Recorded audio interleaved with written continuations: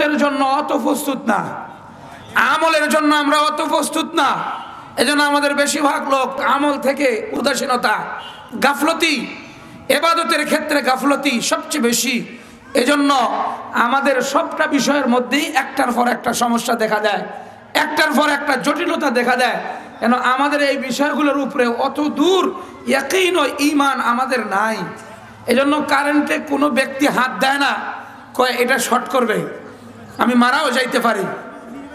এমনিভাবে কেউ কোনো ভয়ানক পথ দিয়ে রওনা করে না, ব্রেক ছাড়া হরেন ছাড়া গাড়িতে কোনোদিন চলাফেরা করে না।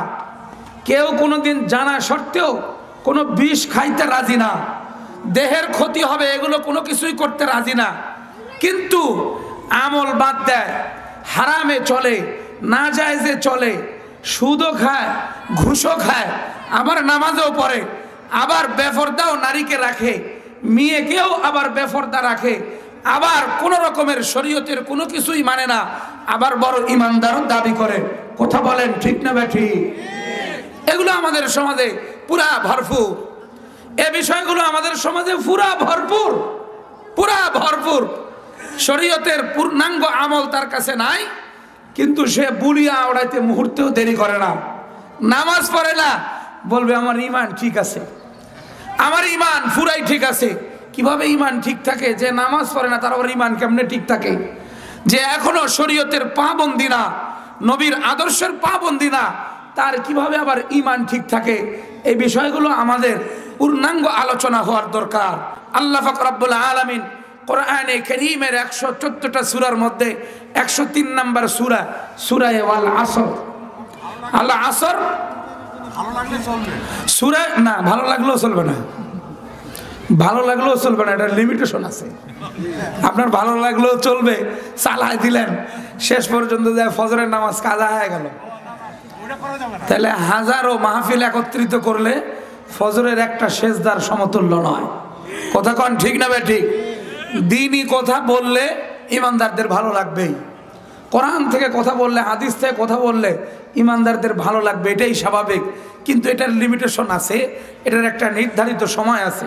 বুখারী শরীফে হাদিস এসেছে, লোকেরা হযরতে আব্দুল্লাহ ইবনে মাসউদ রাদিয়াল্লাহু তাআলা আনহু বললেন, ভাইয়া আমাদেরকে আপনি শুধু বৃহস্পতিবার করে হাদিস ও কোরআনের দরস দেন, এটা প্রত্যেক দিন করলে হয় না? হযরতে আব্দুল্লাহ ইবনে মাসউদ রাদিয়াল্লাহু তাআলা নবীজির আমল বললেন। নবীজি সাল্লাল্লাহু আলাইহি ওয়াসাল্লামকে বলা হয়েছিল যে হুজুর আরো কিছু বলেন, নবীজি বললেন না, বললেন তোমরা যদি বিরক্ত হয়ে যাও তাহলে আল্লাহ তাআলা মাগফিরাত আর রহমত দিতেও বিরক্ত হয়ে যাবেন। তোমাদের এনার্জি, তোমাদের আগ্রহের উপরে আল্লাহর রহমত আর মাগফিরাত আসতে থাকবে। এই জন্য ফায়ামিল্লুন, তোমরা যদি বিরক্ত হয়ে যাও, তোমরা যদি আকাঙ্ক্ষিত না হয় অনাকাঙ্ক্ষিত হয়ে যাও, তাহলে রহমত আর মাগফিরাত বিলম্ব হয়ে যাবে। একদিন নির্ধারিত, সময় নির্ধারিত, সেটা জুমার রাত অর্থাৎ বৃহস্পতিবার। হযরতে আব্দুল্লাহ বিন মাসউদ রাদিয়াল্লাহু তাআলা হাদিসের দরস দিতেন, উম্মতকে ফিকহ শিখাইতেন, উম্মতকে দিক নির্দেশনা দিয়া মানুষকে জান্নাতমুখী করতেন। বলেন আল্লাহু আকবার। নির্ধারিত সময় ছিল, এই নির্ধারিত সময় জরুরি। আল্লাহ পাক রব্বুল আলামিন বলেন ওয়াল আসর ইন্নাল ইনসানা লাফি খুসর ইল্লাল্লাযীনা আমানু ওয়া আমিলুস সালিহাতি ওয়া তাওয়াসাউ বিল হাক্কি ওয়া তাওয়াসাউ বিস সাবর। আল্লাহ পাক রব্বুল আলামিন বলেন, সময়ের কসম, কালের কসম, যুগের কসম, সময় বড় মূল্যবান জিনিস, আল্লাহ এটার কসম খাইলেন। আমরা এক মুসলমান হিসাবে একটা বিষয় ভালো করে আমরা জানি যে কসম গায়রুল্লাহর নামে খাওয়া শিরিক। কসম খাইলে একমাত্র কসম খাইতে হবে আমার মাওলার, গায়রুল্লাহর কসম খাওয়া শিরিক। নবীজি বুখারীর হাদিসে বলেছেন, মান আশরাকা মান হালাফা বিগাইরিল্লাহি ফাকাদ আশরাকা, যে আল্লাহ ছাড়া কারো নামে কসম খাইলো সে শিরিক করলো। তো আল্লাহ বলেন সময়ের কসম, কালের কসম, যুগের কসম। বড় প্রশ্ন হয় কিনা, মুফাসসিরিনে কেরাম তাফসীরের কিতাবে লেখে আল্লাহ পাক রব্বুল আলামিন শরীয়তের ঊর্ধ্বে, নিয়মের ঊর্ধ্বে, বাল্মিকের ঊর্ধ্বে ওনার জন্য কোনো নিয়ম নাই, শরীয়ত নাই, আছে নাকি? আল্লাহর জন্য নিয়ম আছে, এক নাম্বার কথা ক্লিয়ার। কিন্তু আল্লাহর সিস্টেম আছে, সিস্টেমের বাইরে আল্লাহ যান না, একটা পদ্ধতির বাইরে আল্লাহ যান না, এটা ঠিক আছে, নিয়মতান্ত্রিক। কিন্তু আল্লাহ পাক রব্বুল আলামিনের জন্য কোনো নিয়ম তো নাই, এটা সহজ। দ্বিতীয় কথা, আল্লাহ পাক রব্বুল আলামিন যে জিনিসের কসম খান সেই জিনিসের দাম বাড়ায় দেন। কথার গুরুত্বের জন্য কসম খান না। আমরা কোনো জিনিসের গুরুত্ব বুঝাইতে কসম খায় বলি, আমরা কোনো জিনিসের অনেক বড় মর্যাদা এটা বুঝাইতে কসম খাই। আল্লাহ পাক রব্বুল আলামিনের কথা মর্যাদা, মহামর্যাদা। কসমওয়ালাও যেমন মর্যাদা, কসম ছাড়াও তাই। আল্লাহর কথা সাধারণ যেটা, সেটাও বিরাট বড় মর্যাদা, যেটার কোনো উদাহরণ পেশ করার আমার কোনো ভাষা নাই, আপনার কোনো ভাষা নাই। তো আল্লাহ পাক রব্বুল আলামিনের কথা প্রত্যেকটাই দামি, কিন্তু আল্লাহ তাআলা কসম খান কেন? ওই জিনিসের দাম বাড়ায় দেন। যেই জিনিসের কসম খান আল্লাহ তাআলা ওটার মর্যাদা বাড়ায় দেন। আল্লাহ সময়ের কসম খাইলেন, মানে সময় বড় দামি। কোন কথা ঠিক না বেঠিক? সময় বড়ই দামি, সময় বড় মূল্যবান। 1 মিনিটের সময়ের কারণে একজন ব্যক্তি জান্নাতি হয়ে যেতে পারে। 1 মিনিটের সময়ের কারণে, 1 মুহূর্তের সময়ের কারণে সে জান্নাতি হয়ে যাবে। 1 মুহূর্তের কারণে তার জান্নাতের পজিশন উপরে ছিল না, সেটা নিচে চলে আসতে পারে। 1 মিনিটের হায়াতের কারণে তার মর্যাদা অনেক বেশি হয়ে যাইতে পারে। যেমন দেখেন উদাহরণ, মুহাদ্দিসিনে কেরাম হাদিসের ব্যাখ্যা গ্রন্থে লিখেছে, মুফাসসিরিনে কেরাম তাফসীরের কিতাবে লিখেছেন, ফুকাহায়ে কেরাম ফিকহের কিতাবে লিখেছেন, যদি কোনো সন্তান জন্মগ্রহণ করে 1 মিনিট হায়াত পাইছে, শুধু কান্নার আওয়াজ আর কিছুই না, সাথে সাথে চলে গেছে, এমন একটা সন্তানের জন্য নিয়ম কি? শরীয়ত মাসালা বলে যে এই ব্যক্তির নাম রাখতে হবে, এই ব্যক্তির জানাজা দিতে হবে, এই ব্যক্তির নিয়মতান্ত্রিক কবর খনন করতে হবে, নিয়মতান্ত্রিক কাপড় পরাইতে হবে, তারপরে কাজ শেষ হবে। এটা 1 মিনিটের হায়াতের কারণে। আর আরেকটা সন্তান জন্মগ্রহণ করেছে মৃত, তার হায়াত ছিল না, এজন্য তার ব্যাপারে জানাজার কথা উল্লেখ নাই, তার ব্যাপারে নাম রাখবে, তার ব্যাপারে পরিপূর্ণ কাফুরের নিয়ম মেনটেন করার কথা নাই, কবর কিভাবে খনন করবে এমন মেনটেন নাই। মাসালা হইল কবরস্থানে অল্প গর্ত করে কোন একটা কাপড় দিয়ে পেঁচায়া ভিতরে দাফন করে দিবে, এ হলো বিশেষ নিয়ম। সেই নিয়ম থেকেই আমরা ক্লিয়ার বুঝতে পারি 1 মিনিটের হায়াতে তার জানাজা এসে গেল, নাম এসে গেল। তার 1 মিনিটের হায়াতের কারণে মানুষেরা জানাজার নামাজে দাঁড়ায়া এমন গুরুত্বপূর্ণ দোয়া, যে দোয়াটা তার জন্য আলাদা, যেটা নারী পুরুষ বড়দের জন্য পড়া হয় না, আলাদা দোয়া হলো, আলাদা কবর খনন, আলাদা কাপড়। বলেন সুবহানাল্লাহ। 1 মিনিটের হায়াত, হায়াতের বড় মূল্য, সময়ের বড় মূল্য, 1 মিনিটের সময়ের বিরাট বড় মূল্য।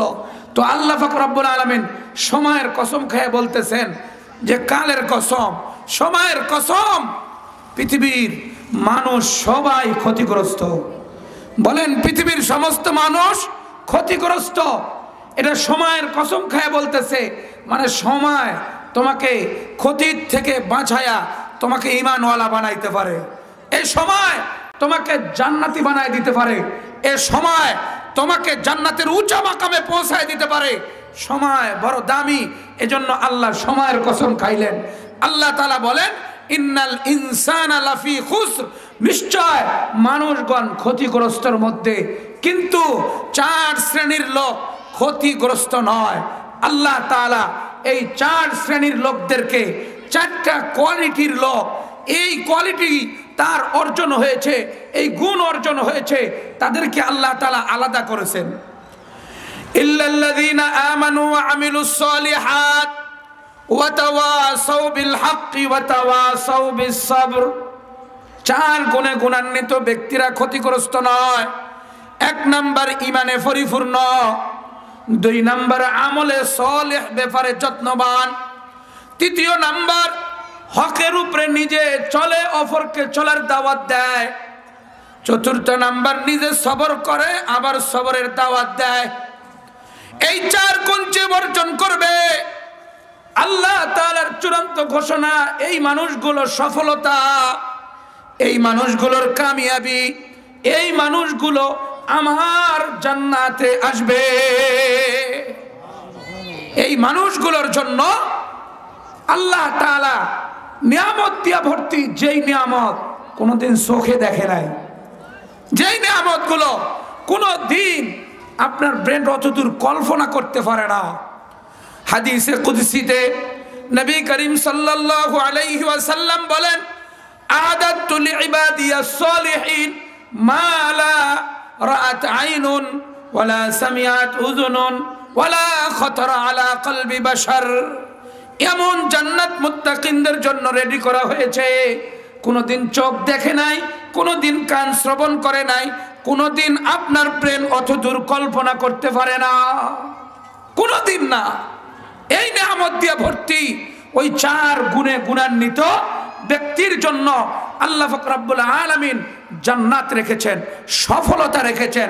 বলেন, আমাদের এই 4 গুণ অর্জন করার দরকার আছে না নাই? জোরে বলেন, আছে না নাই? এই 4 গুণ অর্জন করতে হবে আমাদের। ইমানে পরিপূর্ণ, ইমানের কোনো শাখায় আমার মধ্যে কোনো ত্রুটি রাখা চলবে না।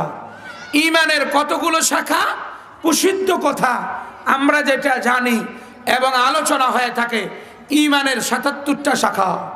বুখারী শরীফের হাদিসে 60-এর ঊর্ধ্বে বলা হয়েছে, মুসলিম শরীফের হাদিসে বলা হয়েছে 63টা।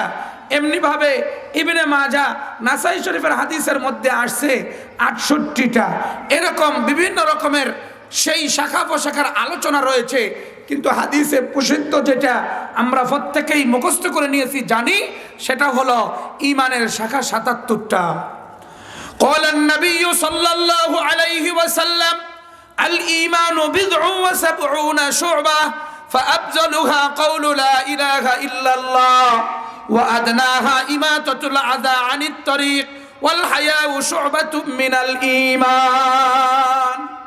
নবীজি সাল্লাল্লাহু আলাইহি সাল্লাম বলেন, ইমানের 77টা শাখা, তার প্রথম শাখা একদম উপরের স্তর হলো লা ইলাহা ইল্লাল্লাহর সাক্ষ্য দেওয়া, আর নিম্ন স্তর সেটা হলো কষ্টদায়ক জিনিস রাস্তার থেকে সরাইয়া দেওয়া।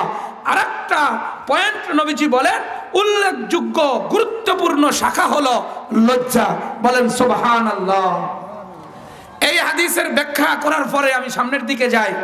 নবী করিম সাল্লাল্লাহু আলাইহি সাল্লামের এই হাদিসের ব্যাখ্যায় মুহাদ্দিসিনে কেরাম বলেন যে নবীজি সাল্লাল্লাহু আলাইহি সাল্লাম ইমানের 77টা শাখা বললেন, কিন্তু প্রথম উপরেরটা বললেন আর নিচেরটা বললেন, মাঝখানেরটা আর এই জায়গায় বললেন না।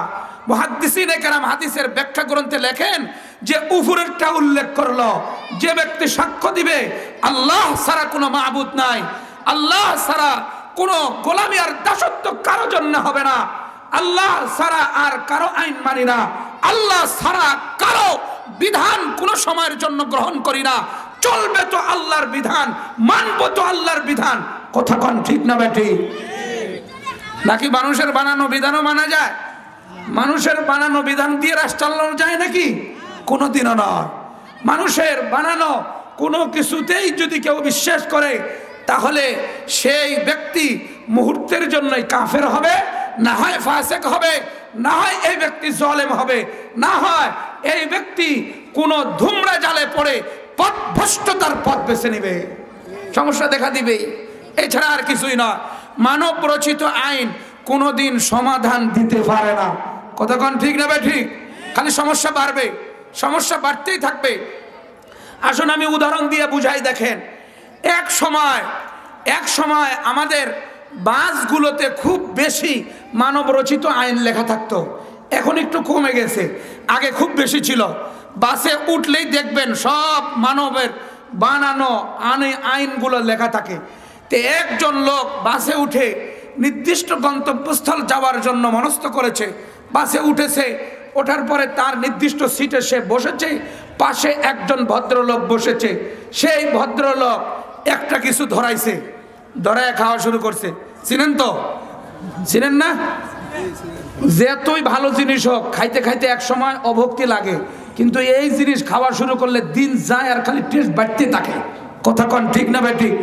খালি টেস্ট বাড়তেই থাকে। এটা বিড়ি, সিগারেট, যেত খায় খালি টেস্ট বার, মরার আগ দিয়ে আরো স্বাদ বেড়ে যায়। কথা কন ঠিক না বেটি?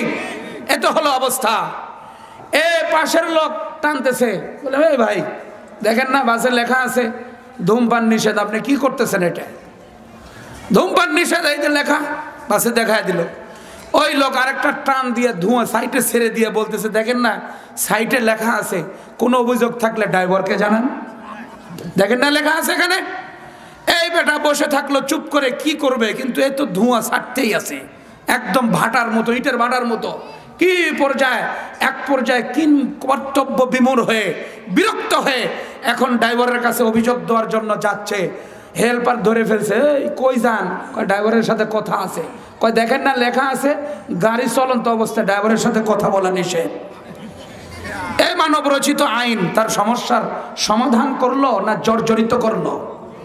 কথা বলেন। সমস্যার সমাধান হলো না, জর্জরিত হয়ে বসে থাকলো, সমাধান আসলোই না। এ হলো তার সিস্টেম। কিন্তু আল্লাহ পাকের বিধান, নবীজির তরিকা, শরীয়তের নিয়ম যে মানবে, শুধু সমাধান না, তার চিরস্থায়ী জায়গা, শান্তির জায়গা, জান্নাত মিলে যাবে। আল্লাহু আকবার। খালি সমাধান না, চিরস্থায়ী ঠিকানা জান্নাত এসে যাবে। কোরআনে কারীমের সেই ব্যাখ্যার দিকে আর কোরআনে কারীমের সেই তর্জমার দিকে না গেলেও যদি সে অনুমান করতে পারে কোরআনের ছায়ার কাছে যায়, তার সমাধান হয়ে যাবে। আল্লাহু আকবার। তাফসীরে কিতাব থেকে তাফসীরে কুরতুবী, যেটা কিতাবের নাম হলো আহকামুল কোরআন, 28 খণ্ডে, এটাকে তাফসীরে কুরতুবী বললেই চিনে। এই কিতাবের 6 নম্বর খণ্ড সূরা হুদের 6 নম্বর আয়াতে কারীমা তাফসীরের মধ্যে লিখেছেন, এই হাদিসটি ইবনে মাজা শরীফে উল্লেখ হয়েছে। এই হাদিসটা হাসান, এই হাদিসের বর্ণনা রেওয়ায়াত এটা হাসান, সহিহ না, দ্বিতীয় পর্যায়ে। আসুন, আশআরিন গোত্র 300 জন লোক, এরা নবীজি সাল্লাল্লাহু আলাইহি সাল্লামের কাছে এসেছেন মদিনায়, মুসলমান হয়েছে। কয় এখন দেখি নামাজ ভালো করে জানি না, কোরআন পড়তে পারি না, পবিত্রতা জানি না, হ্যাঁ হালাল হারাম বুঝি না, তো এখানে থেকেই তো শিখতে হবে আমাকে, সব বিধানগুলো আমার জানতে হবে, তারপরে না আমরা যাব। তো আমরা থাকি। নবী করিম সাল্লাল্লাহু আলাইহি সাল্লাম হযরত উবাই ইবনে কাআবকে কারি হিসাবে, হযরত আব্দুল্লাহ ইবনে আব্বাসকে ফকিহ হিসাবে, হযরত আবু হুরায়রাকে মুহাদ্দিস হিসাবে সাহাবায়ে কেরাম নিযুক্ত করে দিয়া দ্বীনের কার্যক্রম, মাদ্রাসার প্রোগ্রাম শুরু হয়ে গেল।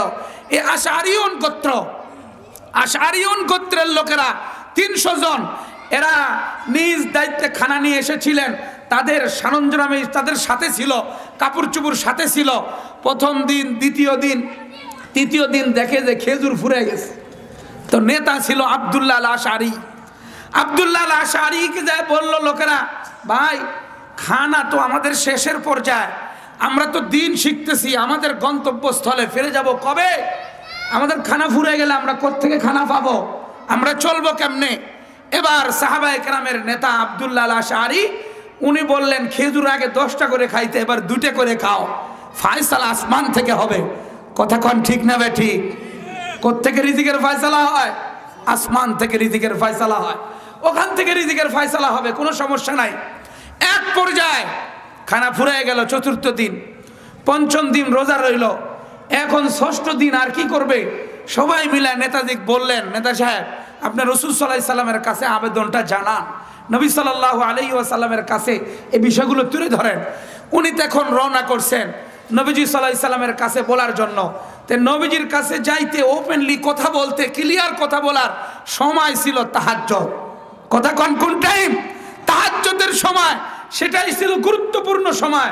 ওই টাইমে যেমন উনি মাওলার সাথে ব্যস্ত থাকতো, কিছু সময় উনি যখন ফজরের আজান হয়ে গেলে 2 রাকাত সুন্নত পড়ে বিশ্রাম করতেন, ওই সময় কথা বলা যাইতো, তার আগেও কথা বলা যাইতো। সুবর্ণ সুযোগ। আল্লাহর ওলিরা যারা আমাদের দেশে আছে, বড় বড় আলেমরা যারা আছে, তাদের সাথেও সাক্ষাতের এই একটা সময়, এটা নবীর থেকে নেওয়া। জোরে কোন আল্লাহু আকবার।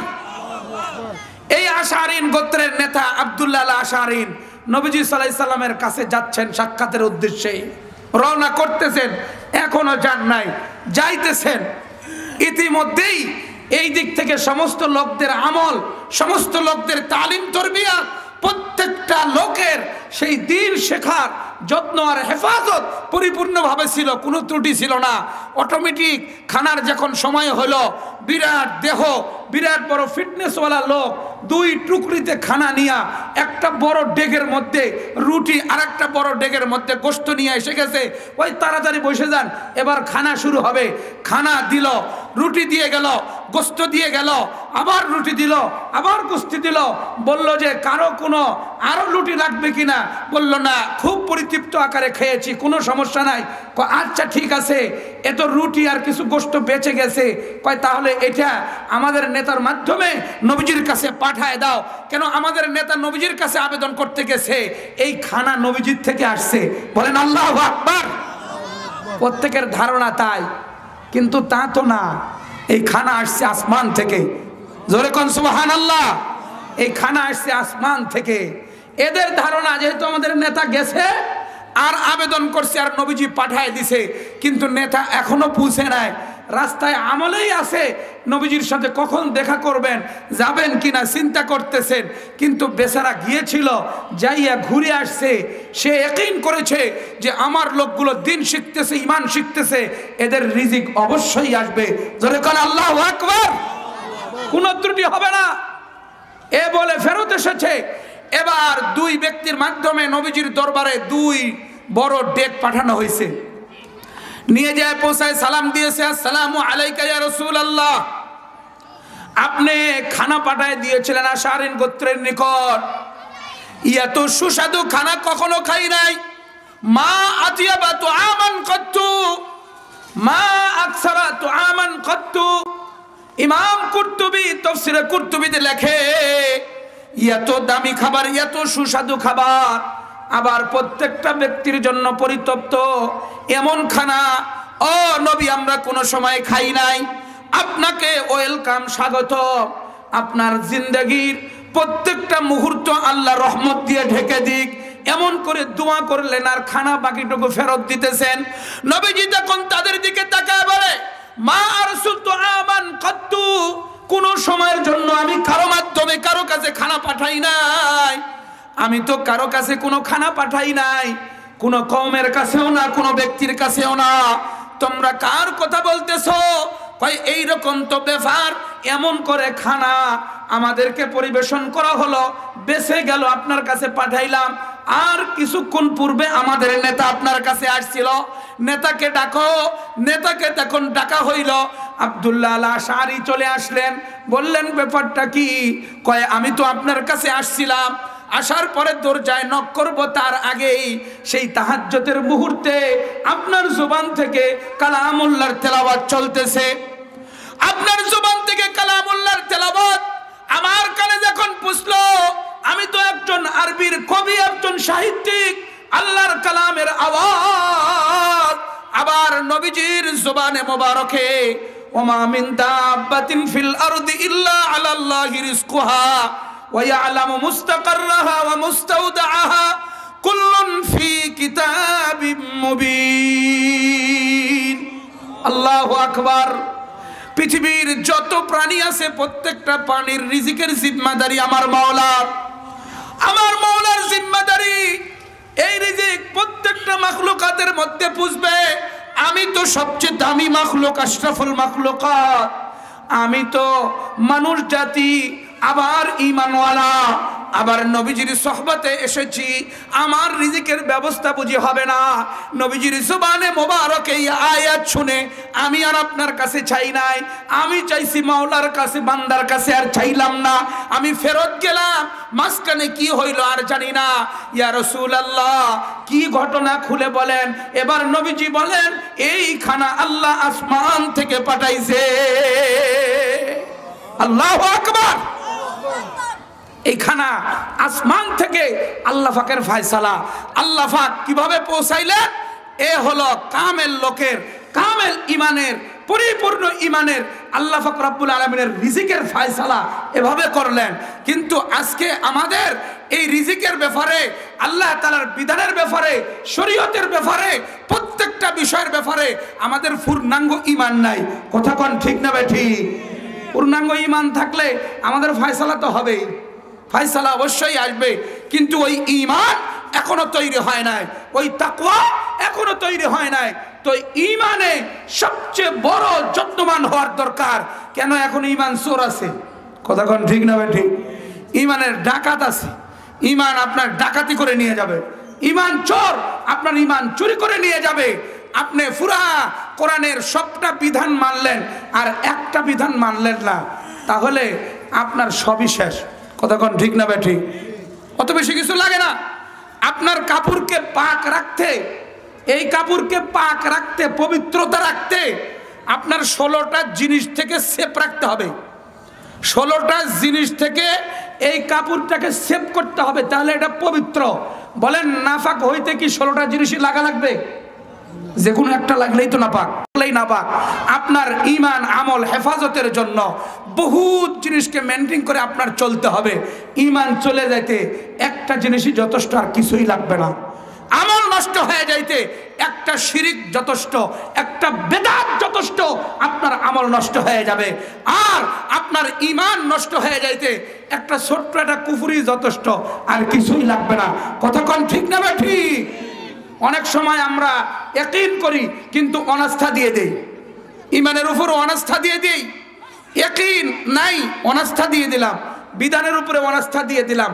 অর্থনৈতিক ব্যাপার, অর্থনৈতিক ব্যাপারে কেউ যদি এমন মনে করে যে আমার যেখানে মনে চায় সেইখানেই আমি টাকা ইনভেস্ট করতে পারবো, এ ব্যাপারে শরীয়তের মনে হয় কিছুই নিয়ম কানুন নাই, এরকম যদি কেউ মনে করে তাহলে তার ঈমানের সমস্যা হবে, কথা কোন ঠিক না ঠিক? সুদ যদি হারাম সে মনে না করে, সে ঘুষকে যদি হারাম মনে না করে, তাহলে তার বড়ই ঈমানের সমস্যা। কয় হুজুর খাইলে তো শুধু সুদটাই খাই, খাওয়ার মধ্যে তোর বেশি কিছু খাই না, গোস্ত খাওয়া নিষেধ, আমার মাছের ডিম খাওয়া নিষেধ, ইলিশ মাছ খাওয়া নিষেধ, বেশিরভাগ জিনিসই আমি খাই না, খাওয়ার মধ্যে ওই সুদটাই খাই, কথা কোন ঠিক না ঠিক? বেশি কিছু তো খাই না। আর এটা নিয়ে আপনি লাগলেন, এই ডেট থেকে বয়ান শুরু করে দিলেন, প্রথম খতিব নিয়োগ দিয়েছি আপনাকে, আপনি দেখি আইসাই এটা নিয়ে শুরু করলেন। আপনারা কেনা কইছে বলেন দেখি, কথা কোন ঠিক না ঠিক? এই সমস্যা আমাদের সমাজে আছে না নাই? বড় সমস্যা, আমরা বুঝি না। অনেক সময় আমাদেরকে হেডলাইন দেয়, এত বড় হেডলাইন দেয় যে হেডলাইনে আপনি একদম খুশি, সুন্দর কথা বলছে। আমরা আহলে কোরআন, কোরআন ছাড়া আর কিছুই মানি না, কোরআনে যা আছে তা মানি। এই হাদিসগুলো আসছে নবীজি চলে যাওয়ার 200 বছর পর, এগুলো ইংরেজদের বানানো, এগুলো সব গোছায় গোছায় লেখছে, এমন বলল আর আপনি সুন্দর করে মেনে নিলেন, আপনার ঈমান নাই, কথা কন ঠিক না ঠিক? আপনার ঈমান নাই। হাদিসকে যে অস্বীকার করলো তার ঈমান নাই, সে কোরআনকেও অস্বীকার করলো। এ বলতেছে আমরা কোরআনওয়ালা, কোরআন মানি, আর এভাবে হাদিসকে না করে দিল, বুঝতেছে কোরআনের উপরে খুব সে জিন্দাবাদ না, এটা বলে কোরআনকেও অস্বীকার করলো। কেন? কোরআনের শত শত আয়াতে আমার নবীজিকে মানার কথা বলা হয়েছে, কথা কোন ঠিক না ঠিক? এই ব্যাপারগুলো সমাজে ছড়িয়ে পড়তেছে, প্রত্যেকটা এরিয়ায় ছড়িয়ে পড়তেছে। যে আমরা আমলে যেমন যত্নবান হব, ঈমানে আগে যত্নবান। ঈমান যদি ঠিক না থাকে, আমল দিয়ে আপনার কি হবে? হাজার হাজার বছর আমল করেও কোনো লাভ নাই যদি ঈমান ঠিক না থাকে। সুদের ব্যাপারে, ঘুষের ব্যাপারে, এমনিভাবে নবীজির হাদিসের ব্যাপারে, সাহাবায়ে কেরামের আমলের ব্যাপারে তার যদি ঈমান ঠিক না থাকে, তাহলে সবগুলো বরবাদ হয়ে যাবে, কথা বলেন ঠিক না ঠিক? ঈমান কমপ্লিট করতে হবে। নবী করিম সাল্লাল্লাহু আলাইহি ওয়াসাল্লাম প্রথম উপরের লেভেলের কথা বললেন, সাক্ষী দেওয়া আল্লাহ ছাড়া আর কোনো মাবুদ নাই, আল্লাহ ছাড়া আর কারো দাসত্ব আর গোলামি হবে না, একমাত্র মাবুদ আর খালেক হলো আল্লাহ। এই কথার উপরে স্বীকারোক্তি যখন দেয়, আর নিম্নর কথা নবীজি বললেন, কষ্টদায়ক জিনিস জায়গা থেকে সরায় দেয়, রাস্তার মধ্যে কোনো কষ্টদায়ক জিনিস রাখে না। ঈমানের এটা একটা শাখা, উল্লেখযোগ্য আর গুরুত্বপূর্ণ শাখা হলো শরম, লজ্জা, হায়া। যাদের হায়া নাই, লজ্জা নাই, যাদের কোনো সময়ের জন্য হায়া লজ্জা নাই, এরাই তো আমার দেশের টাকা বিদেশে পাচার করেছিল, এরাই তো আয়না ঘর নির্মাণ করেছিল, কথা কোন ঠিক না বেটি? যারা হায়া লজ্জা নাই, এরাই তো পদে থেকে ছোটদের উপরে জুলুম করে, সাধারণ মানুষের উপরে অন্যায় অবিচার করে, হায়া লজ্জা নাই দেখেই তো নামাজ না পড়েও ফাপড় নেয়। হায়াত লজ্জা নাই থাকার কারণেই এ ব্যক্তি একজন আলেমকে কটাক্ষ করে, আলেমের ভুল ধরে। কথা কোন ঠিক না বেঠিক? জোরে বলেন, জোরে বলেন। এটা কেন হয়? হায়া লজ্জা নাই তো, হায়া লজ্জা একেবারেই চলে গেছে। হায়ার লজ্জা কারো যদি না থাকে এটা তো কিছুই নাই। হায়া লজ্জা হলো ব্রেকের মতো। একটা গাড়ির যদি সিটও না থাকে, একটা গাড়ির যদি গ্লাস না থাকে, আমরা আজ থেকে 30 বছর আগে যখন ঢাকায় পড়েছি দেখেছি মুড়ির টিন গুলিস্তান থেকে যায়। কথা কোন ঠিক না বেঠিক? গাজীপুর চৌরাস্তা থেকে যায়, ওটার নাম হলো মুড়ির টিন। হরেন ঠিক আছে, ব্রেক ঠিক আছে, জানালাও ঠিক মতো নাই, গ্লাস তো নাই, কই সিটও তেমন নাই। বৃষ্টি হইলে পানি পড়তে থাকে, দাঁড়ান লাগে। অনেক সময় যে জায়গায় বসছেন একটু দূরে সরে যাওয়া লাগে। একটা গাড়ি গন্তব্যস্থল যাওয়ার জন্য সবচেয়ে গুরুত্বপূর্ণ বিষয় হলো ব্রেক, তারপরে হরেন। এই দুটা জিনিস থাকলে গাড়ি গন্তব্যস্থল পর্যন্ত যাবে। যে ব্যক্তি আল্লাহ রবের ব্যাপারে সাক্ষী দিল, যে ব্যক্তি চরিত্র গঠন করলো, কোনো মানুষকে কষ্ট দেয় না, রাস্তায় কোনো কষ্টদায়ক জিনিস রাখে না, কোনো মানুষকে কোনোভাবেই কষ্ট দেয় না, কিন্তু এই ব্যক্তির ব্রেক নাই, শরীয়তের মধ্যে চলতে চলতে শরীয়তের বাহিরে চলে যায়, তাকে থামাইতে পারে না। এই ব্যক্তির যখন ব্রেক নাই, চলতে চলতে শিরিক করে ফেলে, চলতে চলতে বেদাত করে ফেলে, চলতে চলতে এমন কিছু করে ফেলে যেটা আদৌ নবী করে নাই, যেটা কোনো সময় সাহাবী করে নাই। জোরে কোন ঠিক না বেটি? ব্রেক লাগবে। ব্রেক না ধরলে গাড়ি চলবে কেমনে? কয় চলতেই তো থাকবে কিন্তু খাদের মধ্যে পড়ে যাবে। কথা কোন ঠিক না বেটি? এই ব্রেক আমাদের নাই। এই ব্রেক হলো আমার আপনার জন্য, সেটা শরীয়তের পক্ষ থেকে নির্ধারিত। সে শরীয়তের উপরে যখন চলে তখন বাহিরে চললে তার লজ্জা লাগে। আরে নামাজটা জামাত ছুটে গেল, জামাতটা ছুটে গেল, লজ্জায় একদম একদম আল্লাহর কাছে কান্দে দিস, এমন লজ্জায় আর বেরোয়, আর মসজিদ থেকে বের হয় না। জামাত ছুটে গেল, এবার দেখি জোহর আসর মাগরিব এসা পড়ে তারপরে বাইর যাবো। এই যে লজ্জা দিন দিন আমাদের থেকে চলে যাচ্ছে। শরীয়তের ব্যাপারে, দিন মানার ব্যাপারে, ইসলামের উপরে অটল অবিচল থাকার ব্যাপারে আমাদের একেবারেই লজ্জা নাই। কথা কোন ঠিক না ভাই? ঠিক। এই জন্য নবীজি এই হাদিসে এই লজ্জার কথা, হায়ার কথা গুরুত্বপূর্ণভাবে তুলে ধরলেন আলাদাভাবে। ওয়াল হায়াউ শুবাতুম মিনাল ঈমান, ঈমানের মধ্যে উল্লেখযোগ্য একটা শাখা হলো লজ্জা। আমাদের লজ্জা কিভাবে আসবে? মুহাদ্দিসিনে কেরাম হাদিসের ব্যাখ্যায় লিখেছেন যে একজন ব্যক্তি যখন নবীজির আদর্শ ধাপে ধাপে মানে, নবীজির কথা কদমে কদমে মানে, নবীজির পুরা জিন্দেগি পড়ে ওইভাবে নিজের জীবনকে সাজায় নিয়েছে, অটোমেটিক এই ব্যক্তির লজ্জা শরীয়তের কাঙ্ক্ষিত বিষয়, সেই হায়া তার জন্ম হয়ে যাবে। বলেন আল্লাহু আকবার। আল্লাহ আমাদের দান করুন, জোরে বলেন আমিন। আল্লাহ আমাদেরকে দান করুন। ঈমানের ব্যাপারে এই কথাটা বাপজান ক্লিয়ার। যার ৭৭টা শাখা ভালো করে জানা আছে, এ ব্যক্তি ভালো করে মানে, ভালো করে জানা, ভালো করে মানা, যার তার পরিপূর্ণ ঈমান। যার ৭৭টা শাখা জানাই নাই, তাহলে মানবে কখন? তাহলে ৭৭টা শাখা জানেই না, তাহলে মানাটা পরিপূর্ণ নাই, ঈমানও পরিপূর্ণ নয়। কথা কোন ঠিক না বেঠিক? এই বিষয়টা আমাদের সবচেয়ে গুরুত্বপূর্ণ। তাছাড়া আমরা ক্ষতিগ্রস্ত। আল্লাহর ভাষায় ইন্নাল ইনসানা লাফি খুসর ইল্লাল্লাযিনা আমানু, ওই ঈমান আমার আপনার পরিপূর্ণ, ৭৭টা শাখা আপনার পরিপূর্ণ করতে হবে। মুহাদ্দিসিনে কেরাম হাদিসের ব্যাখ্যায় এটাকে ভাগ করেছেন, স্তর করেছেন। আপনার জীবনের সাথে সম্পর্ক এমন 7টা বিষয় জিহ্বা দিয়ে উচ্চারণ করতে হবে। উচ্চারণ করতে স্লোগান দিতে হবে, স্লোগান দিয়ে বলতে হবে। যদি স্লোগান না দেন তাহলে কিন্তু আপনি ঈমানদার না। কয় আমি নবীকে মানি, আল্লাহকে মানি, আমি সব কিছু মানি, কোনো সময় শিরিকও করি না, তারপরেও আমি জবান দিয়ে ঘোষণা দিব না, তাহলে আপনি ঈমানদার নয়। কথা কোন ঠিক না বে ঠিক? খাজা আবু তালেব সে নবীজি কম জানতো না, নবীজি কম ভক্তি করতো না, নবীজির প্রত্যেকটা কথাগুলোকে পুঙ্খানুপুঙ্খানু মানত।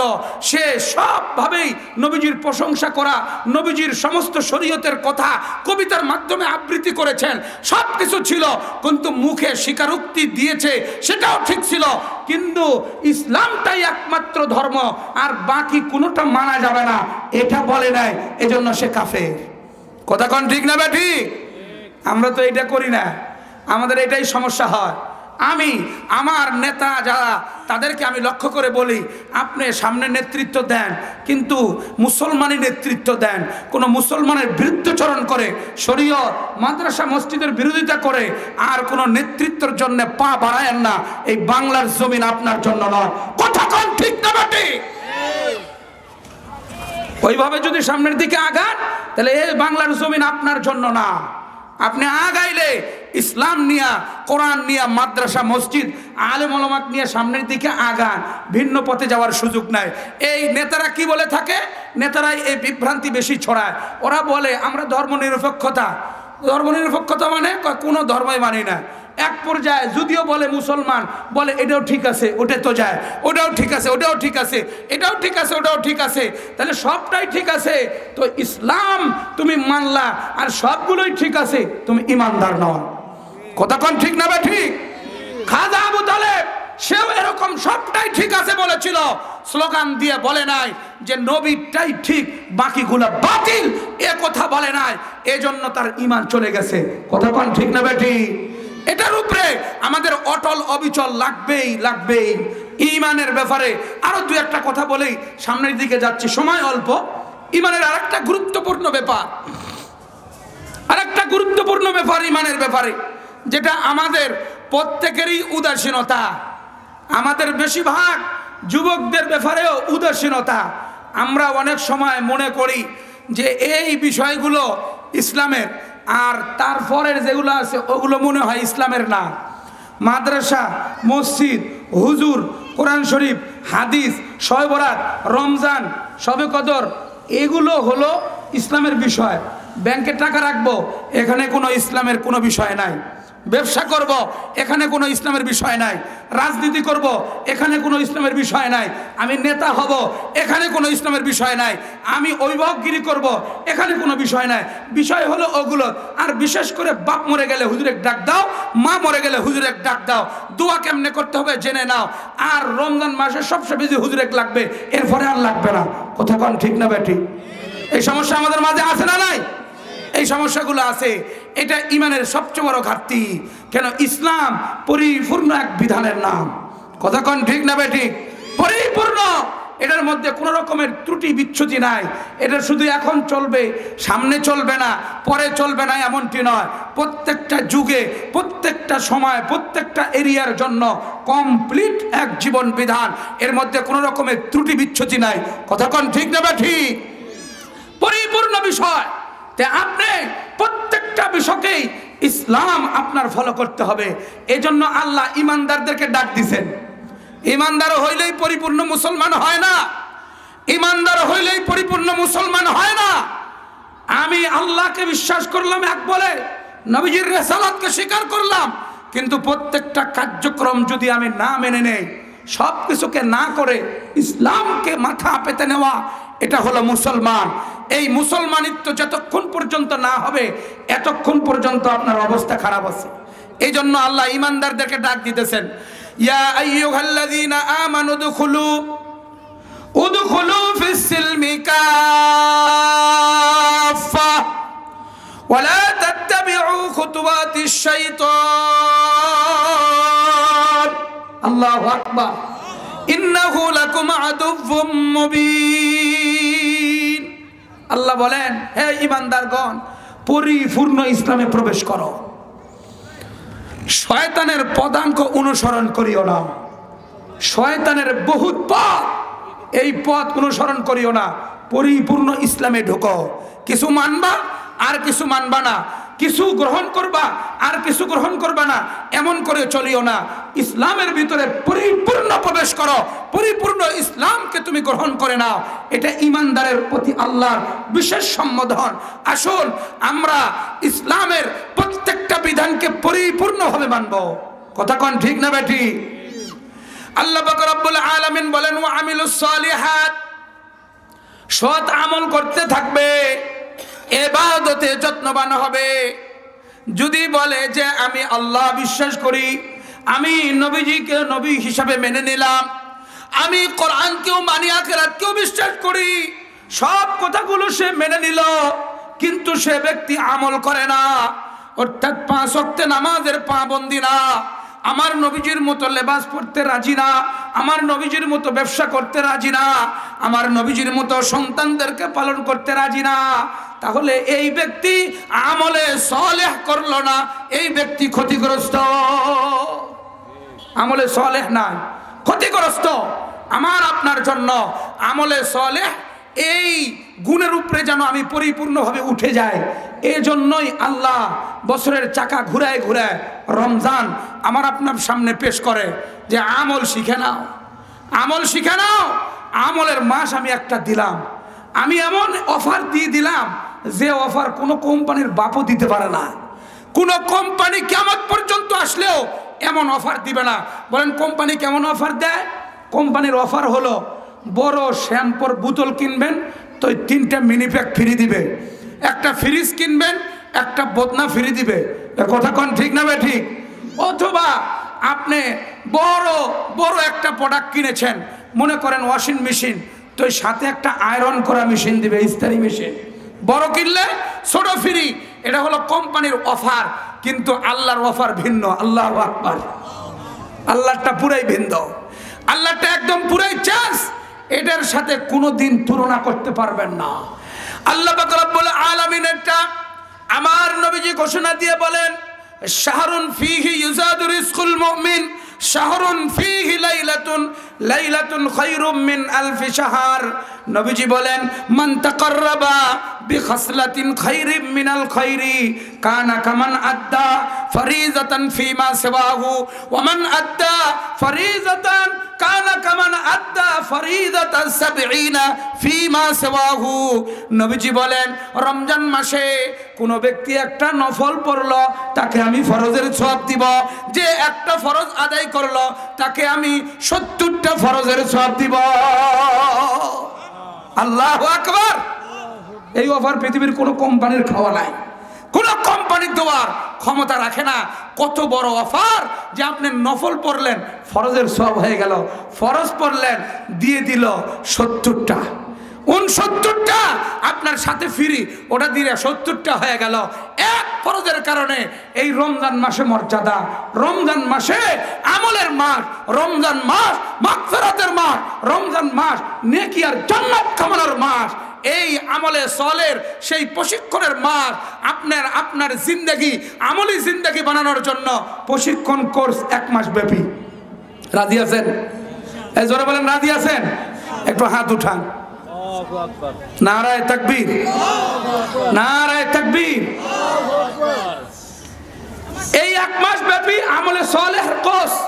যারা আমলে সলেহ করবে না ক্ষতিগ্রস্ত। কার কথা? আল্লাহর কথা। ক্ষতিগ্রস্ত তারা জিন্দগি বরবাদ। আর যদি আমলে থাকে তাহলে তার জিন্দগি উন্নতর দিকে যাবে। আমল বড় গুরুত্বপূর্ণ ব্যাপার।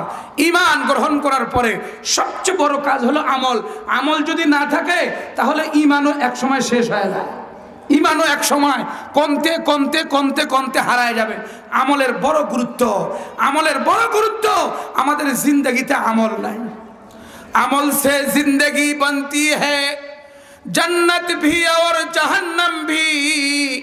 ये खा कि अपने फितरत में ना नूरी है ना नारी।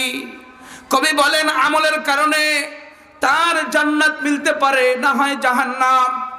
আমলের কারণে একজন ব্যক্তি আল্লাহর নৈকট্য অর্জন করতে পারে, আমলের কারণেই আল্লাহর কাছাকাছি পৌঁছে যায়। তার জবানে আল্লাহ আল্লাহ আল্লাহ আল্লাহ এমন জপ তার ডাক শুরু করে দিয়েছে, কোনো সময়ের জন্য দুনিয়ার মোহে পড়ে নাই, কোনো সময়ের জন্য নাফরমানিতে যায় নাই। আল্লাহ বলেন বুখারী শরীফের হাদিস, ইন্না মিন ইবাদিল্লাহি মান লাউ আকসামা আলাল্লাহি লা আবাররা, এমন বান্দা আমার আছে যদি কসম খায় তাহলে আমি তার কসম পুরা করে দেই, আমি তার ইজ্জতের জন্য সম্মানের জন্য তার সাপোর্ট নিয়ে নে। এটা আমলের কারণে এই যোগ্যতা অর্জন হয়। আজকে আমরা আমল থেকে পিছনে, কয় ভাই নামাজ পড়ে যান না, 2 রাকাত পড়ে যান, আর এগুলো পরে পরে নেব, বুড়া হলে শুরু করবো। কথা কন ঠিক না বেঠিক? একদম স্টার্ট দিয়ে আলামো, বহুত পরে স্টার্ট দিয়ে আলামো। এটা সবচেয়ে বড় ভয়ানক ব্যাপার।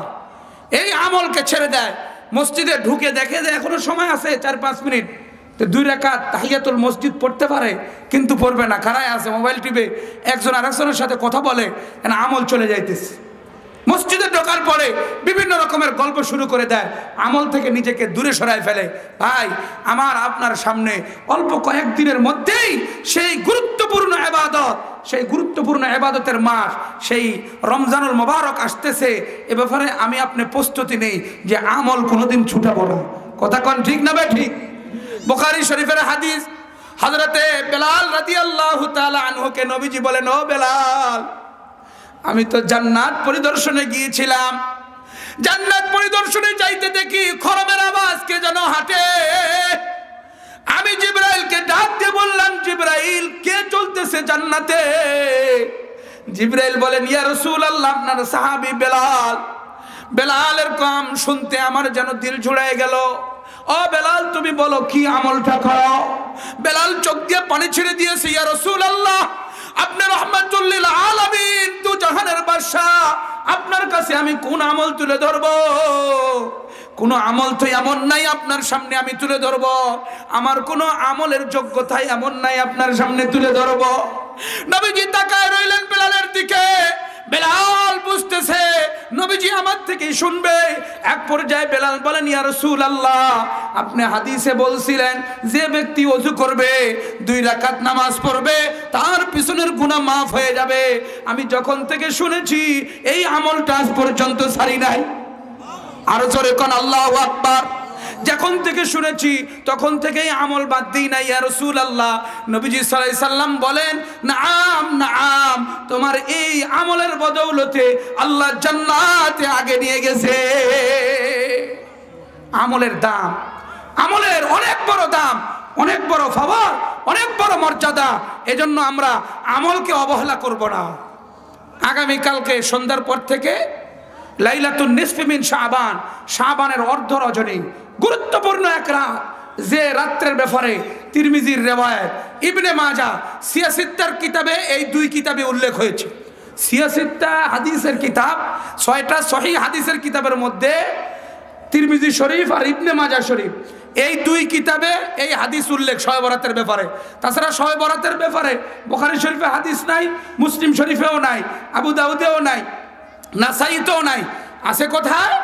আছে হলো তিরমিজিতে, আছে হলো ইবনে মাজাহ শরীফে। আরে দিয়ে এই 2 হাদিস সনদের দিক দিয়ে দুর্বল, সূত্রের দিক দিয়ে কি দুর্বল। অনেক সময় আমাদের মধ্যে বড় বড় পণ্ডিত থাকে, এই পণ্ডিতগুলো কাল্লা মোটা, আমি এদেরকে বলি কাল্লা মোটা। এই কাল্লা মোটাগুলো অনেক সময় কয় শবে বরাত তো জয়ীফ হাদিস, এই জন্য আমল লাগবে না। বেটা তোর বাপের বেটা, তুই তো জয়ীফ রে। কথা কন ঠিক না বে ঠিক? জয়ীফ হাদিস অর্থ কি? একজনকে জিজ্ঞেস করে জয়ীফ হাদিস অর্থ কি? কয় জয়ীফ মানে দুর্বল। আমার নবীজি কতগুলো দুর্বল কথা বলছে। কথা কর না নাউজুবিল্লাহ। আমার নবী কোনো দুর্বল কথা বলছে? বলে নাই। তাহলে সহিহ, হাসান, জয়ীফ এগুলো কোনো আমাদের সাধারণ তর্জমা করলে হবে না। এগুলো মুহাদ্দিসিন এবং রাবিদের একটা পরিভাষা, সেটা নিয়ে কথা তো আপনি বলতে পারেন না। হাদিস সহিহ, হাদিস হাসান, হাদিস জয়ীফ, এটা হলো বহন করার দিক দিয়া। হাদিস যে বহন করে তাকে রাবি বলা হয়। এই বহন করার জন্য যোগ্যতা লাগে কিনা? জোরে বলেন, বহন করতে যোগ্যতা লাগবে কিনা? বহন করার যে যোগ্যতা লাগে, এই যোগ্যতার মধ্যে উত্তম পুরুষ, মধ্যম পুরুষ, নিম্ন পুরুষ, যে যোগ্যতার দিক দিয়ে উত্তম পুরুষ যে হাদিস বহন করে এই হাদিস হলো সহিহ। যে মধ্যম পুরুষ যে হাদিস বহন করলো এই হাদিস হয় হাসান। যে নিম্ন যোগ্যতামান পুরুষ যে হাদিস বহন করলো এই হাদিস হলো যঈফ। এটা হলো মুহাদ্দিসিনদের পরিভাষা, কিন্তু আমার নবীজির কোনো কথা দুর্বল নয়। কথা কোন ঠিক না ঠিক? এই শবে বরাতের ব্যাপারে ইমাম বুখারীর ওস্তাদ মুসান্নিফ ইবনে আবি শাইবা এরকম শত শত হাদিসের কিতাব থেকে রিওয়ায়াত আসছে। এই সমস্ত লোকেরা এটা খেয়াল রাখে না যে সবচেয়ে বড় মদিনার মক্কার ইমাম নাসিরউদ্দিন আলবানী রহমাতুল্লাহ আলাই, উনিও ওনার সিলসিলাতুল আহাদিসুস সহিহা এই কিতাবের মধ্যে উনি নিয়ে এসেছেন যে শবে বরাতের আমল প্রমাণযোগ্য এবং রাত্রে সমস্ত মানুষকে আল্লাহ মাফ করে দেন। এটা গুরুত্বপূর্ণ আমলের রাত। জোরে বলেন আল্লাহু আকবার। কিন্তু উদাসীনতা আমাদের, আমরা এত বাড়াবাড়ি করলাম, বাদ দিয়ালা সারাসারি করে বললাম ছেড়ে দাও। শবে বরাত জয়ীফ হাদিস দ্বারা প্রমাণিত কোনো আমল নাই। শবে বরাত বলতে কোরআন হাদিসে কোনো শব্দ নাই। শবে বরাত বলতে কোরআন হাদিসে কোনো শব্দ নাই। আমিও বলবে বন্ধু মানুষকে আমল থেকে দূরে সরাইও না। নামাজ বলতে কোরআন হাদিসে কোনো শব্দ নাই। রোজা বলতে কোরআন হাদিসে কোনো শব্দ নাই। কথা কোন ঠিক না বেঠিক? কেন নামাজ কোরআন হাদিসের কোথাও নাই, আছে হলো সালাত। সিয়াম আছে, কোন রোজা বলতে কোরআন হাদিসে শব্দ নাই। শবে বরাত এটা আমাদের এশিয়া মহাদেশের ফার্সি শব্দ দিয়া মানুষের সামনে এটা প্রচলন হয়ে গেছে। হাদিসের ভাষা হলো লাইলাতুন নিসফি মিন শাবান, শাবান মাসের অর্ধ রজনী। ওই রাত্রের ব্যাপারে বুখারী শরীফের সেই বিশেষ ওস্তাদ আল্লামা হুমায়দি মুসনাদি হুমায়দির মধ্যে লেখেন সেই হাদিসটা হলো সহিহ। নাসিরউদ্দিন আলবানী রহমাতুল্লাহ আলাই যে হাদিসটাকে সহিহ বলেছেন, ইন্নাল্লাহা লা ইয়াত্তালিউ ইলা খালকিহি ফি লাইলাতিন নিসফি মিন শাবান ফায়াগফিরু লিজামিই খালকিহি ইল্লা লিমুশরিকিন আও মুশাহিন। জোরে কান আল্লাহু আকবার। আল্লাহ তাআলা এই শাবানের অর্ধ রজনীতে আল্লাহ তাআলা মানুষের দিকে, সমস্ত মানুষ আর মানব জাতির দিকে আল্লাহ বিশেষ মতাবাজ্য দেন, দিয়া সমস্ত মানুষকে আল্লাহ ক্ষমা ঘোষণা করে দেন। কিন্তু দুই শ্রেণীর লোকের ক্ষমা নাই। এক হলো মুশরিক আর একটা হলো হিংসুক। আমাদের মাঝে আছে না নাই? বলেন এই দুই শ্রেণীর লোক আছে না নাই? 3 নম্বর বাজারে পাওয়া যায় কি যায় না? মুশরিক, এ মুশরিক আর হলো হিংসুক। আহারে হিংসুক রে, হিংসুকের তো শেষ নাই। কথা কোন ঠিক না বেঠিক? সেই হিংসুক হিংসা দিয়া পায়ের মাথার থেকে নিয়ে চুলের একদম আগাল পর্যন্ত খালি হিংসা আর হিংসা। এমন লোক আছে না নাই? এই হিংসুকদেরকে শবে বরাতে আল্লাহ তাআলা ক্ষমা করবেন না। বরাতের রাত মুক্তির রাত, গুনাহ থেকে মুক্তি, নাফরমানির থেকে মুক্তি। আল্লাহ কাছে আবেদন করবেন, আপনাকে অভাব অনটন থেকে মুক্তি দিবেন। সেই আমলের বদৌলতে আমলের জন্য আপনাকে যত্নবান হইতে হবে। খুব গুরুত্বপূর্ণ ব্যাপার, আমলের জন্য আপনাকে তৈরি করতে হবে। কিন্তু আমি আমলের জন্য আগাইলাম না, সারাসারি করতে করতে আমি ছেড়ে দিলাম। বলছে রে জয়ীফ হাদিস দ্বারা প্রমাণিত, এটা বুখারী মুসলিমে না, এই জন্য বাদ দিয়ে লাইলাম। তোর বাপ করছে, তোর বাপ, তার বাপ করছে, তুই নতুন করে পুণ্ডিত ছাড়ছিস বেটা। কথা কোন ঠিক না ঠিক? নতুন করে তুই কোন পুণ্ডিত ছাড়ছিস এখন এসে বাদ দিবি? তোর বাপ করছে, তার বাপ করছে। আমি আমার ক্ষুদ্র গবেষণার থেকে 15 জন সাহাবীর থেকে শবে বরাতের হাদিস বর্ণিত পাইছি। 15 জন সাহাবী, হযরতে আবু বকর সিদ্দিক, হযরতে ওমর ইবনে আল খাত্তাব, হযরতে আলী, হযরতে মুআজ ইবনে জাবাল, হযরতে আবু মুসা আশআরী, হযরতে আবু হুরায়রা, আব্দুল্লাহ ইবনে আব্বাস, আব্দুল্লাহ ইবনে ওমর, হযরতে হারেসা, যায়েদ বিন সাবিত, এরকম 15 জন সাহাবীর থেকে শবে বরাতের হাদিস বর্ণিত হয়েছে। হাদিসের কিতাবের সংখ্যা কম পক্ষে আমি আমার গবেষণায় 29টা হাদিসের কিতাব থেকে শবে বরাতের উদ্ধৃতি পাইছি। আরো বড় যারা বড় গবেষণা করবে আরো বড় ভাবে এই আমল নবী করিম সাল্লাল্লাহু আলাইহি সাল্লামের পরে হযরত আবু বকরের থেকে নিয়া এ পর্যন্ত চলে আসতেছে এ পর্যন্ত আমল উম্মতের বিশেষ আমল ধারাবাহিকতার সাথে করে আসে। আর আমল থেকে মানুষকে দূরে সরানোর জন্য বলে জয়ীফ হাদিসে আছে, আমরা মানি না, এজন্য আমরা করি না। এ কথা ঠিক আছে না বাটপাড়ি? এই জোরে বলেন কথা ঠিক আছে না বাটপাড়ি? পুরা বাটপাড়ি। মানুষদেরকে দূরে সরানোর জন্য এটা কোনো সময় করবেন না। রমজান মাসে নামাজ বেশি পড়লে সওয়াব বেশি কিনা জোরে কন, এই জোরে বলেন সওয়াব বেশি কিনা? এই নফল নামাজ পড়লে ফরজের সওয়াব, ফরজ পড়লে 70টা ফরজের সওয়াব। তো আপনি 8 রাকাত পড়ে দুধ দেন কেন? 20 রাকাত পড়লে গুনাহ হবে কেউ কইছে? এ কথা বলেন, এ ভাই কথা বলেন। 8 রাকাত পড়ে দৌড় দেন কেন? এটা 20 রাকাতের ব্যাপারে তো বহুত মুহাদ্দিসিনদের রিওয়ায়াত, সহিহ ইবনে হিব্বানে একদম রিওয়ায়াত দিয়ে এসেছেন যে হযরত আব্দুল্লাহ ইবনে আব্বাস রাদিয়াল্লাহু তাআলা আন বর্ণনা করেছেন হযরত ওমর ইবনে খাত্তাব রাদিয়াল্লাহু তাআলা শাসন ক্ষমতায় উনি উবাই ইবনে কাবকে ইমাম বানায় দিয়া সমস্ত সাহাবায়ে কেরামকে একত্রিত করা 20 রাকাত তারাবি খতম হয়েছে। ওই জায়গায় তো কোন সাহাবায়ে কেরাম বললেন নাই ওনাকে যে যেটা নবী করলেন না আপনি কেন চালু করেছেন? ও ওমর, যেটা নবী করলো না আবু বকর করলো না আপনি কেন করলেন? কোন সাহাবায়ে কেরাম করলো না। সাহাবায়ে কেরামের এই গুরুত্বপূর্ণ আমল, খোলাফায়ে রাশেদা দ্বিতীয় খলিফা যার মেজাজে কোরআন নাজিল হয়েছে এমন একজন ব্যক্তির আমলকে আপনি না করে দিচ্ছেন, হযরত ওমর ইবনে খাত্তাবের আমল থেকে দূরে সরে পড়তেছেন, জান্নাতে যাইতেও পিছিয়ে যাবেন। কথা কোন ঠিক না বেটি? আমল গুরুত্বপূর্ণ ব্যাপার। এজন্য আপনাদেরকে আমি অনুরোধ করব আপনারা আমল বেশি করবেন। রমজানে নফল ইবাদত বেশি হবে। রমজানে তারাবি পড়লেন 20 রাকাত, খতমও সাথে হবে। খতম ছুটাইবেন না। 8 রাকাত পড়লে খতম আর থাকে না, খতম আর চলে না, খতম বরবাদ হয়ে যায়।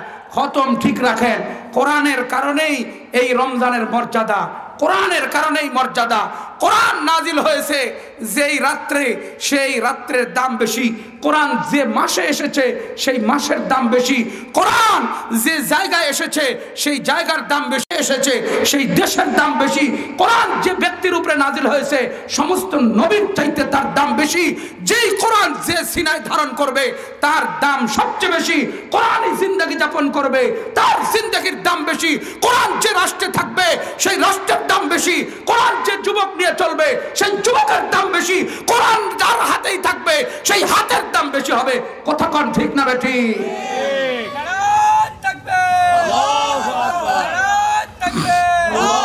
এজন্য কোরআন ছেড়ে যে যত দূর চায় আগাবে পিছায় আসবে, কোনোদিন আগাইতে পারে না, কোনোদিন আগাইতে পারবে না। আমি উদাহরণ দিয়ে আপনাদেরকে বলি, একটা উদাহরণ দেই। এখন না আর কিছুদিন আগে এরকম উল্টাপাল্টা অনেক হয়েছে। নেতা একটা বের হয়েছে, বের হয়ে এই পানের দোকানে পান নিতে গেছে। এখন চুন থেকে পান খসে গেছে, বাল্য সুপারি কম হয়েছে, লাগাইছে থাপ্পড় দিয়ে একদম হতালাইছে। মানুষজন জমা গেছে, কেরে বা পান দোকানদারে এমন করে মারল, লোকটা কেডা চিনি না আমরা কেউ। কয়েকদিন পর দেখে আবার বাহাদুর বাজারে লাগাইছে মায়ের একটা হারে, হতালাইছে ওরে। পরে কয়েকদিন পর দেখি আবার শহরের মধ্যে আর এক জায়গায় এমন করে অন্তত 4-5টা জায়গায় মানুষরে মারছে এমনভাবে এ ভাইরাল হয়ে গেছে। এই লোকটা যারাই উল্টোপাল্টা পায় মার দেয়, কারণটা কি? একদিন একটারে পুলিশরে ধরে লাগায় একদম হোতায় রক্তাক্ত করে লেছে। শেষ পর্যন্ত খোঁজ নিয়ে আমরা সবাই মিলে দেখলাম এই কারণটা কি, এমন করে সবাইকে মারে। খোঁজ নিয়ে দেখি যে আমাদের মন্ত্রী সাহেবের শালার বাসার দারোয়ানের ভাই। কথা বুঝছেন কিনা? আমার মন্ত্রী সাহেবের শের ছালার, তারপরে সেই বাসার দারোয়ান, তার আবার কি ভাই। এই জন্য এই ভাব নিতেছে, এটাই পিছনে কারণ, আর কোনো কারণ নাই। বন্ধুদের কানে শুনবেন, হাদিস যখন খুলবেন তখন দেখবেন যেই ব্যক্তি রমজানে একটা নফল নামাজ পড়লো তাকে ফরজের সওয়াব দেওয়া হয়। যখন একটা ফরজ আদায় করে 70টা ফরজের সওয়াব দেওয়া হয়। নবীজি আরো বলেন, রমজান মাস শুরু হয়েছে, রিজিক বাড়াই দিলাম। রমজান মাসের কারণে সমবেদনা মানুষের ভিতরে ঢুকাই দিলাম। রমজান মাসের কারণে যদি কোনো মালিক মজদুরের কামকে হালকা করে দেয় আমি তার জীবনের গুনাহ মাফ করে দিলাম। নবীজি আরো বলেন, কোন ব্যক্তি রমজান মাসের ইজ্জতের কারণে, সম্মানের কারণে আল্লাহর উপরে ভরসা করে বলে, আল্লাহ আপনার ইবাদতে আমি যত্নবান হইলাম, আমি এত কামাই রোজগারে যাইতে পারবো না, আল্লাহ বলেন তোর রিজিকের ফয়সালা করে দিলাম আমি আল্লাহ। এরপরে বন্ধু এমন একটা রাত, যেই রাত্রে মানুষ নামাজে থাকে, তেলাওয়াতে থাকে, জিকিরে থাকে, নবীজি বলেন ওই রাত যদি তোমার নসিবে জুটে যায় তাহলে 1000 বছরের ইবাদত তোমার আমলনামায় চলে আসলো। আল্লাহু আকবার। এত মর্যাদা, এত মর্যাদা, পিছনে কারণটা কি? মুহাদ্দিসিনে কেরাম খুঁজে দেখেন, একটাই মাত্র কারণ হলো আমার আল্লাহর কালাম কোরআনে মাজিদ এই মাসেই এসেছিল। আল্লাহু আকবার। কারণ একটাই, কোরআন এই মাসে আসছে, এই জন্য এই মাসের দাম বেড়ে গেছে। যে রাত্রে আসছে ওই রাতের দাম বেড়ে গেছে, এমন বাড়ছে এই রাত 1000 মাসের চাইতেও দাম বেশি।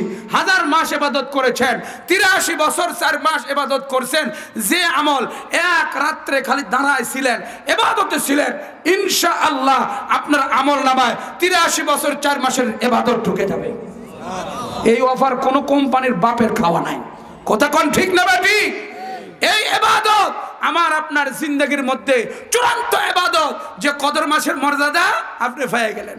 আসুন আরেকটা কথা বলি, খুব গুরুত্বপূর্ণ কথা। সেটা কি? এই আগের, আজ থেকে 50 বছর আগে, 40 বছর আগে, আমরা ছোটকালে যাই, ছোটকালে আমার সিস্টেম, সেটা আমরা আলোচনা করলে বুঝবো কেমন গেছে সমাজের সিস্টেমটা। নির্বাচন যখন আসতো মনে হয় ঈদ আইছে। কথা কোন ঠিক না বেটি? নির্বাচন আসলে আজ থেকে 40 বছর 30 বছর আগে নির্বাচন যখন আসলো মনে হয় ঈদ আইছে। আমি ছোটকালের কথা খেয়াল করে দেখি যে আমাদের গ্রামের 2টা মেম্বার দাঁড়াইছে, তো আমরা আসরের পরে গ্রামের এই মাথার থেকে মোরগ মোরগ মোরগ চিল্লাতে চিল্লাতে গ্রামের ওই মাথায় গেলাম। পরে মেম্বার সাহেব বিস্কুট দিল, পরে আমরা সবাই খাইলাম। পরে আবার আরেক মেম্বারের সাথে দেখা, ওই মেম্বার আমাদেরকে আবার দিল টোস। পরে আমরা আনারস কইতে কইতে আবার গ্রামের ওই মাথায় গেলাম। কি কথা কোন ঠিক না বেটি? কে কোন দিকের পক্ষ আমরা জানি না, কিন্তু নির্বাচন আসলে যে খুশি, সেই খুশি, এই খুশি ওই সময় ছিল। এখন তো একবারে গণতন্ত্রে আর নির্বাচন রে আর ভোট রে দাফন দিয়ে পয়সা গন্ধবার গেলাইছে। কথা কোন ঠিক না বেটি? এ হলো পরিস্থিতি। তা আসুন, ওই সময়কার ইমেজ এত সুন্দর ছিল, কিন্তু নেতাদের অবস্থা কি? নেতারা যেহেতু মেম্বার হবে, চেয়ারম্যান হবে, নেতারা এমপি হবে, মন্ত্রী হবে, পুরা বছর ঘুম নাই। কথা কোন ঠিক না বেটি? কমপক্ষে 5 মাস থেকে মানুষের দাঁড়ে দাঁড়ে যায়, আইল দিয়েও যায়, পায়ে হেঁটেও যায়, কাদার মধ্যেও যায়, একদম জঙ্গল এরিয়া চালুয়া মাছ ধরতেছে, ওই কাদার মধ্যে যাইয়া সালাম দিয়া মুসাফা, সাথে সাথে মোয়ানাকা, বুকের সাথে জোড়ায় ধরে, এমন আপন ভাই আর কেউ নাই। এমন করে মানুষের দাঁড়ে দাঁড়ে যায়। কারণটা কি? কয় আমি যদি 6 মাস কষ্ট করি তাহলে আমার জন্য 5 বছরের বড় পাওয়ার আমাকে দিয়ে দিবে জনগণ। এজন্য 6 মাস কষ্ট করতে দ্বিধা করে না, 3 মাস কষ্ট করতে কোনো দ্বিধা করে না। এই চেষ্টা অব্যাহত রাখে। আমি 5 বছর আমার পুলিশ আমার নিয়ন্ত্রণে, 5 বছর পুরা 2 থানা আমার নিয়ন্ত্রণে, 5 বছর আমার এত বড় মর্যাদা পুরা থানার মধ্যে আর কেউ নাই। এর জন্যই 3 মাস 6 মাস পর্যন্ত এই মেহনত করতেই আছে। ও মুসলমান, আপনার হাতে পড়ে পায়ে ধরে বলে যায়, আপনার একটা মাস আমলের জন্য তৈরি নেন, একটা মাস আপনি ইবাদতের জন্য প্রস্তুতি নেন, নামাজের জন্য প্রস্তুতি নেন, সবে কদরের জন্য প্রস্তুতি নেন, আপনি রোজার জন্য প্রস্তুতি নেন। 1 মাস আল্লাহর জন্য আপনি ওয়াকফ করে দেন। আমি এত বেশি ব্যবসার ধান্দা করব না, এত বেশি ক্ষেত খামারের সময় ব্যয় করব না, এত বেশি চাকরিতে সময় ব্যয় করব না। আমি রোজার দিনে রাত্রে ইবাদত, সন্ধ্যায় আবার নফল ইবাদত, আবার তারাবি, আবার কোরআন খতম, এমন করে চলতে থাকেন। আল্লাহ বলেন এই মাসের মধ্যে এমন একটা রাত তোমাকে দিলাম, যেই রাতের অফার হলো 83 বছর 4 মাসের ইবাদত। এই ইবাদত তোমাকে দিয়ে দিলাম। খালি এতটুকুনি শেষ না, তোমাকে 10 দুনিয়ার মতো বিরাট বিরাট বিরাট এইরকম নিয়ামত দিয়ে ভর্তি তোমাকে জান্নাত দিয়ে দিলাম। আল্লাহু আকবার। সেই জীবন শুরু হলে শেষ আছে? ওই জীবন শুরু হলে আর শেষ নাই। ওই জীবন চলতেই থাকবে, এটার শেষ কেউ বলতে পারে না। তো সেই বড় জীবনের জন্য আমাদের 1 মাস মেহনত করতে রাজি আছি তো ইনশাল্লাহ? আমরা হাত উঁচা করে দেখান, আমরা রমজানের জন্য তৈয়ার। আমাদের কোনোদিন তারাবি ছুটবে না ইনশাল্লাহ, কোনোদিন রোজা ছুটবে না ইনশাল্লাহ, কোনোদিন আমাদের কোরআন তেলাওয়াত ছুটবে না ইনশাআল্লাহ। কয় দোস্ত, যে গ্যাস্ট্রিক, ওই গ্যাস্ট্রিকের কারণে রোজাটা মই বাধ্য সুরে আছে না নাই? এরকম লোক আছে না নাই? আবার একজন আসিয়া 3-4 জন বলতেছে, কয় যে সেরি খাইতে পারে, জাগাই পাই নাই, আরে ঘুম রে মোরার জাগাই পাইলাম না, আর সেরি খাই নাই, এজন্য রোজা রাখি নাই। সেহরির সাথে রোজার কি সমস্যা? আরে সেহরি খাওয়া সুন্নত আর রোজা রাখা ফরজ, এ কথা কোন ঠিক না ভাই? ঠিক। সুন্নত চলে গেলে কি ফরজ বাদ দেয় নাকি? আশ্চর্য ব্যাপার। তোমার না একটু কষ্ট হইতে পারে, তোমার না একটু পরিশ্রম হইতে পারে, কিন্তু ফরজ কি বাদ দেওয়ার সুযোগ আছে? কোনো সময় সুযোগ নাই। যুবক তওবা করো, যুবক তওবা করো, প্রতিজ্ঞাবদ্ধ করো যে আর জীবনে কোনোদিন রোজা ছুটবে না, আর কোনোদিন নামাজ ছুটবে না। যুবক তওবা করো। তোমার আমল যদি তুমি প্রস্তুত করতে পারো তাহলে তোমার জন্য জিন্দেগি আল্লাহ তাআলা কামিয়াব দিয়ে দিবে। জোরে বলেন ঠিক না ভাই? ঠিক। আমল, আমল ছাড়া সামনের দিকে আগাইলেই বিপদে পড়ে যাবেন। আর 5 মিনিট বলবো, তারপরে 5 মিনিটে মনোযোগ হয়ে যাবে। উঠতেছেন কেন যুবক? উঠিয়েন না। 10 মিনিটই তো চাইলাম তোমার থেকে, 10 মিনিট পরে যাবা, আর উঠবে না। মাত্র আছেই আর 10 মিনিট, 5 মিনিট। একটা হাদিস শোনাই দিই বুখারী শরীফ থেকে। আমলের কত গুরুত্ব দেখেন। আমি আমলের এই হাদিসটা বুখারী শরীফে পড়ে আমি নিজেই হতভম্ব। আরে ওই বিপদ আর মুসিবতে পড়লে তাহলে আমার তো পেশ করার কিছুই ছিল না। ওই রকম বিপদের মুসিবতে পড়লে আমার পেশ করার মতো কিছুই নাই, কিন্তু তাদের ছিল। বুখারী শরীফের হাদিস। এই 3 জন ব্যক্তি চলতেছে পাহাড়ের ধার দিয়া, চলতে চলতে চলতে চলতে হঠাৎ মেঘ লেগে গেল, ঝড় তুফান শুরু হয়ে গেল, বর্ষণ বৃষ্টি শুরু হয়ে গেল। এরা তখন পাহাড়ের একটা গুহায় আশ্রয় নিল। কিছুক্ষণের মধ্যেই বড় পাথর এসে বাতাসের চাপে ওই গুহার মুখে এসে একটা পাথর চাপা পড়ে গেল। বলেন উপর থেকে পাথর ঘুরে এসে গুহার মুখে যদি লাগে তাহলে এই 3 বেটা কি সরাইতে পারবো? কোনো দিন পারবে না। তো এই মোবাইল তো আছে, ফেসবুক তো আছে, স্ট্যাটাস দিয়ে লাইব, কয় মুই তো গর্তের মধ্যে আটকে গেছু, কে কোড দিয়ে আসিস তাড়াতাড়ি আমাকে বাঁচা। কি ওই সময় ফেসবুক ছিল? ইউটিউব ছিল? ওই সময় তো কোনো ব্যবস্থা নাই, কোনো রকমেরই ব্যবস্থা নাই। এখন 3 জন দেখলো যে এই ঝড় বৃষ্টি শুরু হইল, আর এই জায়গায় আমরা কাকে খবর দিব, আর কে আমাদেরকে এখান থেকে উদ্ধার করবে? একমাত্র উদ্ধার করেনেওয়ালা কে? জোরে করে বলেন, আরো জোরে বলেন, আরো জোরে হবে। আল্লাহ ছাড়া আর কেউ না। 3 জন দেখলো এবার আল্লাহর কাছে চাওয়া ছাড়া উপায় নাই। ও বন্ধু, দিনের কালে শুনবেন, মোনাজাত শুরু হয়ে গেছে।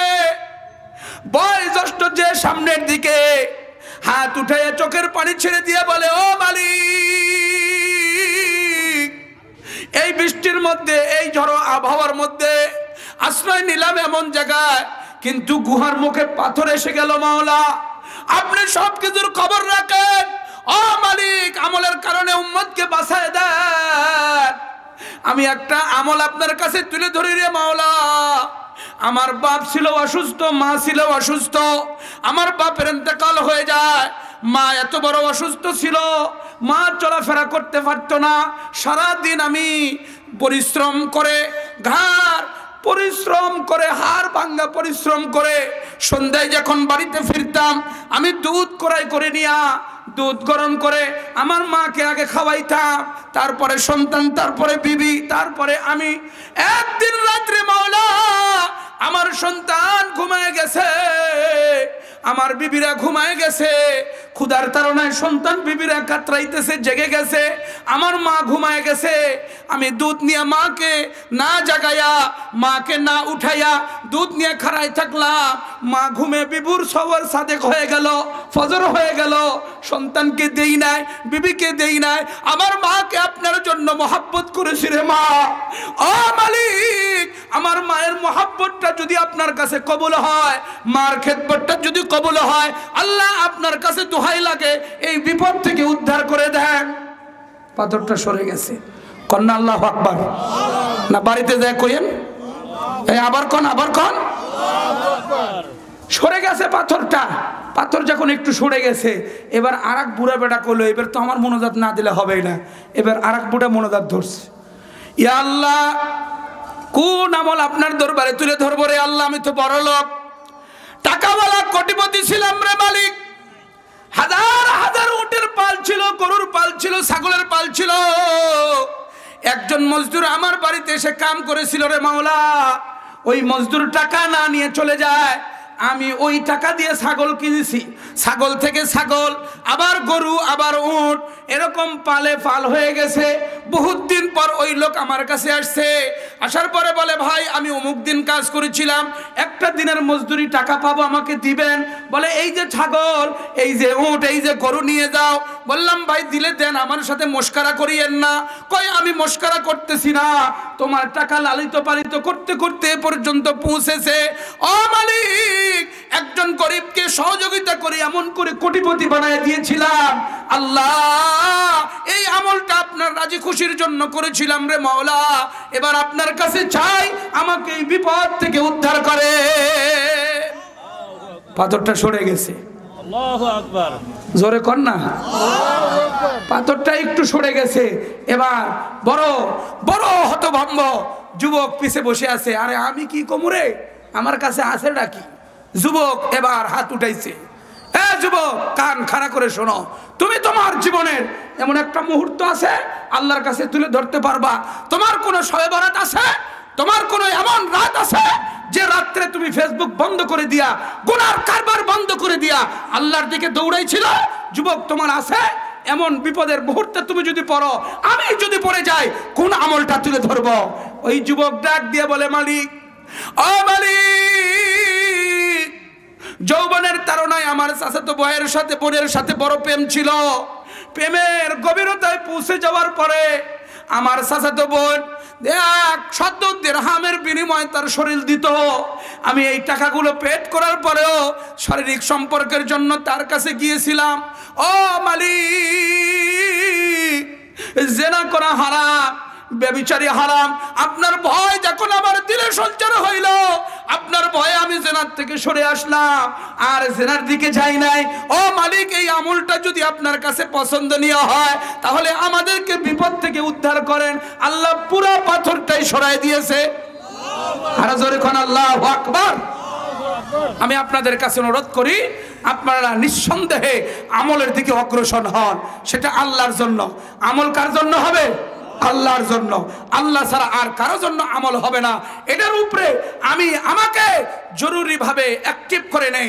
সেটা আগামী কালকের রাত থেকেই আমাকে আপনাকে ডাকতেছে, আমলে আসো।